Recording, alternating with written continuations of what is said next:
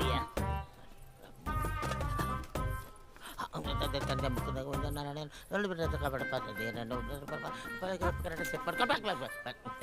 Sir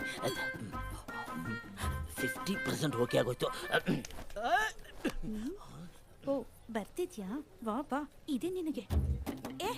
ನಾನು ಉರುಳು ಸೇವೆ ಮಾಡ್ಲಿಕ್ಕೆ ಹೋಗ್ತಿದ್ದೇನೆ, ಬರ್ತೀಯೇನಾ? ಉರುಳು ಸೇವೆ ಮಾಡ್ಲಿಕ್ಕ?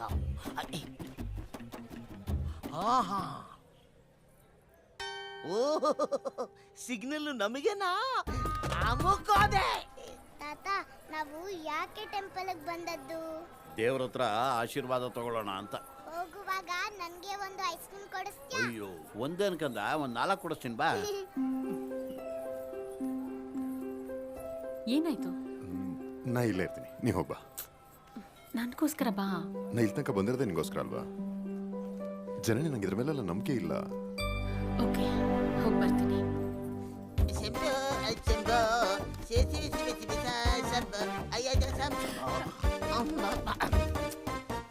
ಎಂತ ಗೊತ್ತಾ, ಕಣ್ಣು ಮುಚ್ಚಿ ಉರುಳು ಸೇವೆ ಮಾಡಿದ್ರೆ ದೇವ್ರು ಕಾಣ್ತಾನಂತೆ.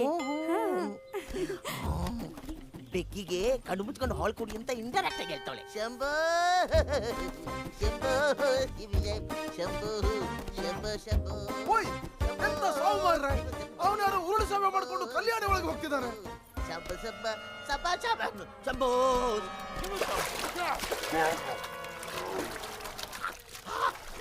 ಸರ್ ಸರ್ ಕೈ ಕೊಡಿ.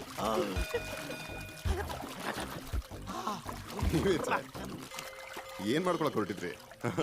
ಅದೇನಿಲ್ಲ, ಮನೆಯಲ್ಲಿ ಸ್ವಿಮ್ಮಿಂಗ್ ಪೂಲ್ ಅಲ್ಲಿ ಡೈ ಹೊಡೆದು ಬೋರ್ ಆಗಿತ್ತು.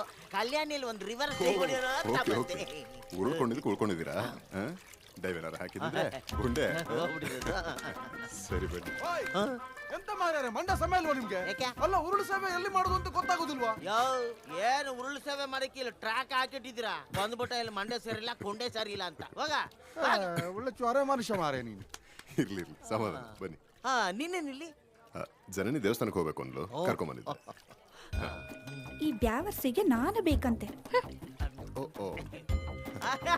ನೋಡ್ಕೊಂಡು ಸಿಗೋಣ.